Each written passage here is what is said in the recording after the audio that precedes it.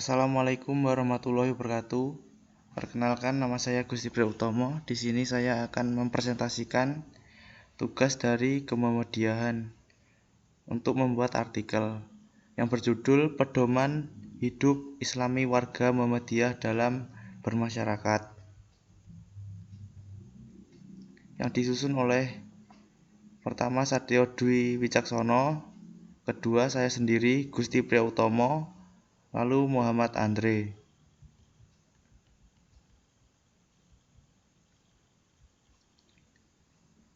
Abstrak. Pedoman hidup keislaman warga Muhammadiyah adalah seperangkat nilai dan norma keislaman yang bersumber dari Al-Quran dan As-Sunnah, yang menjadi model perilaku warga Muhammadiyah dalam kehidupan sehari-hari, sehingga terpancar kepribadian keislaman mereka dan berkontribusi pada terwujudnya masyarakat Islam yang sebenar-benarnya. Bab 1. Pendahuluan. A. Pemahaman. Pedoman hidup Islam Muhammadiyah warga negara adalah standar untuk menjalani kehidupan pribadi, keluarga, dan organisasi, mengelola amal usaha, mengembangkan profesi, berbangsa dan bernegara, lingkungan, mengembangkan ilmu pengetahuan dan teknologi, serta memajukan seni dan budaya, yang semuanya mencerminkan uswah hasanah, perilaku ilustrasi yang bagus. B. Yayasan dan sumber. Al-Quran dan As-Sunnah Nabi, yang merupakan pengembangan dan pengayaan pemikiran formal di Muhammadiyah seperti masalah iman dan aspirasi hidup Muhammadiyah, Muqaddimah, anggaran dasar Muhammadiyah, muatan kepribadian Muhammadiyah, perjuangan kitah Muhammadiyah, dan hasil putusan majelis tarjih. C. Kepentingan PHIWM. 1. Anggota Muhammadiyah dewasa ini lebih membutuhkan standar hidup yang memberikan arahan dan pengayaan dalam berbagai kegiatan sehari-hari. Tuntutan ini didasarkan pada keadaan dan kondisi saat ini, yang meliputi pentingnya memiliki pedoman yang dapat dirujuk oleh seluruh warga Muhammadiyah sebagai penjabaran dan bagian dari akidah Islam Muhammadiyah yang merupakan amanat Tanwir Jakarta 1992 dan lebih bersifat filosofis. Perubahan sosial politik dalam kehidupan berbangsa sepanjang era reformasi yang menimbulkan dinamika tinggi dalam kehidupan bermasyarakat dan berbangsa serta mempengaruhi eksistensi Muhammadiyah. Perlu adanya pedoman bagi warga negara dan pimpinan persyarikatan tentang bagaimana menjalani kehidupan di tengah perubahan tersebut. Perubahan sifat pikiran yang pragmatis, berfokus hanya pada utilitas, merealistik, berfokus hanya pada kepentingan material, dan hedonistik, berfokus pada pemuasan kesenangan duniawi. Menumbuhkan budaya indrawi, budaya dunia sekuler.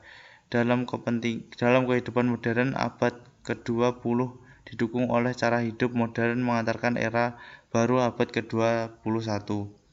Penetrasi budaya, meluasnya masuknya budaya asing, dan multikulturalisme, budaya dunia yang majemuk dan menyeluruh, dan semakin banyak dalam kehidupan bangsa sebagai akibat dari globalisasi, proses hubungan sosial budaya yang membentuk tatanan sosial global.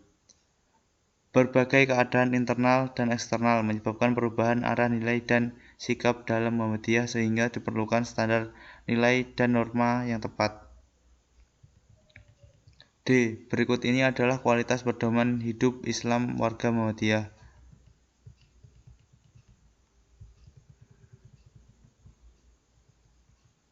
1. Memberikan informasi penting berupa nilai dan norma acuan.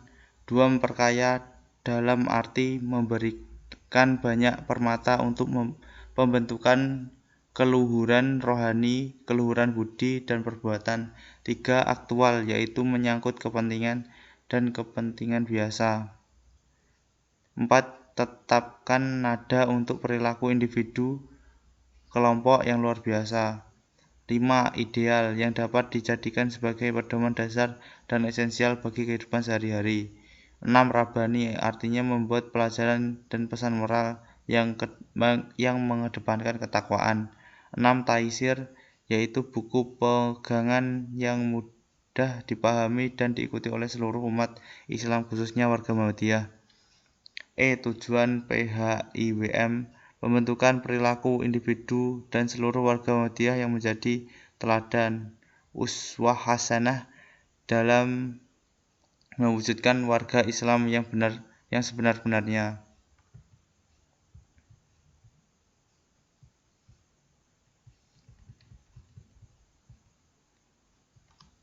Bab 2 Pembahasan Pedoman warga Muhammadiyah dalam kehidupan Islami masyarakat. 1. Islam mengajarkan setiap muslim untuk menjalin persaudaraan dan kebaikan dengan sesama, seperti tetangga dan anggota masyarakat lainnya, dengan menjunjung tinggi hak dan kehormatan baik muslim maupun non-muslim dalam hubungan bertetangga, dan Islam bahkan memperhatikan bidang-bidang kehidupan rumah yang tergolong tetangga yang haknya harus dijunjung tinggi. 2. Setiap keluarga dan anggota keluarga Muhammadiyah wajib menjadi teladan dalam pergaulan dengan tetangga, menjaga kehormatan tetangga, dermawan kepada tetangga yang hendak menitipkan barang atau hartanya, menjenguk ketika tetangga sakit, menyatakan senang atau menyenangkan ketika tetangga mencapai kesuksesan, terhibur dan memberikan perhatian yang menyenangkan ketika tetangga mengalami kesulitan atau kegembiraan, mengunjungi atau berkabung ketika tetangga meninggal, dan mengurus hak-hak tetangga yang diperlukan. 3. Kepada tetangga bukan tetangga, kasih sayang dan rahmat, jauh dari semua perselisihan dan kebobrokan, saling mengunjungi dan mendukung, dan melakukan amar ma'ruf nahi munkar dengan cara yang diterima dan bijaksana.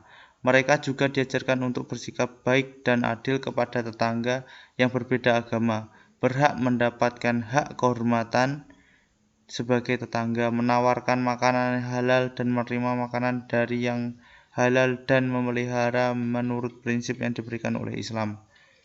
4. Dalam pergaulan sosial yang lebih luas, setiap warga Muhammadiyah, baik perseorangan, keluarga, maupun jamaah, harus menunjukkan sikap sosial yang dilandasi prinsip yang menjunjung tinggi nilai kehormatan kemanusiaan, menumbuhkan rasa persaudaraan dan kemanusiaan, persatuan, dan mewujudkan kerjasama manusia menuju masa depan yang sejahtera, menumbuhkan semangat toleransi, menghargai kebebasan orang lain, mendukung budi pekerti yang baik, membela amanah dan keadilan, perlakuan yang adil, menjunjung tinggi komitmen menanamkan cinta, dan mencegah kerusakan, menjadi masyarakat sebagai masyarakat yang saleh dan utama, bertanggung jawab atas kebaikan dan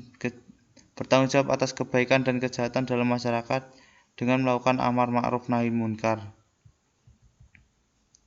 berusaha bersatu dan bermanfaat bagi masyarakat, kemakmuran masjid, menghormati dan mencintai yang tua dan yang muda, tidak merendahkan orang lain, tidak mendendam pikiran buruk terhadap orang lain, merawat orang miskin dan anak yatim, tidak merampas hak orang lain, berlomba-lomba dalam kebaikan dan hubungan Islami yang hakiki. 5. Terlibat dalam gerakan berjamaah dan dakwah berjamaah sebagai metode dakwah Islami di tengah-tengah masyarakat. Bab ketiga penutup.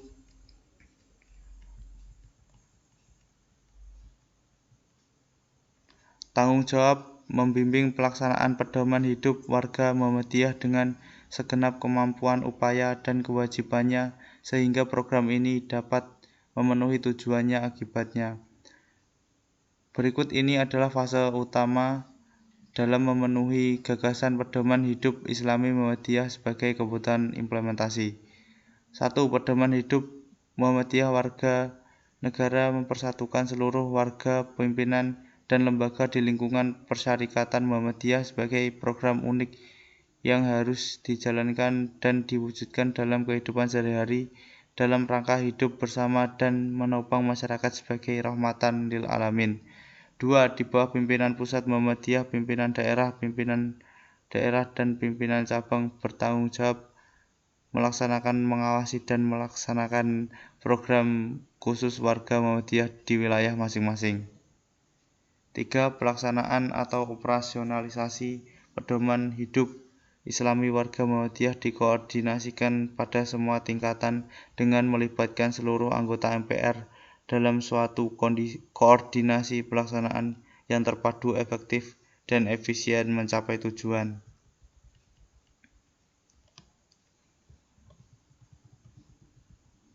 Konsep pedoman hidup Islami warga Muhammadiyah akan dianut dan dapat berhasil apabila diterapkan dengan sungguh-sungguh dan dilaksanakan secara total oleh seluruh warga dan pimpinan Muhammadiyah yang akan menggunakan segala sumber daya yang ada untuk mencapai tujuannya.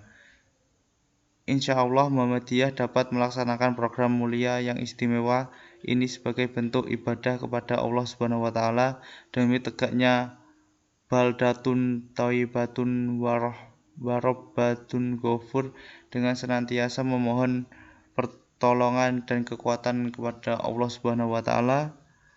Kematian qarib, nasrun minallah. Baik, itu saja yang ingin saya sampaikan pada presentasi kali ini.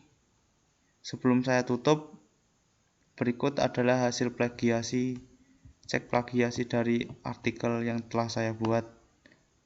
Ini sengaja saya buat 2 kali karena tidak memungkinkan untuk 1 kali cek plagiasi karena lebih dari 1000 kata. Untuk yang pertama adalah cek plagiasi untuk pendahuluan, terdeteksi 4 plagiarisme dan 96 unik. Yang kedua, cek plagiasi untuk pembahasan dan penutup, terdeteksi 0 plagiarisme dan 100% unik. Cukup itu saja yang ingin saya sampaikan. Kurang lebihnya saya mohon maaf. Wassalamualaikum warahmatullahi wabarakatuh.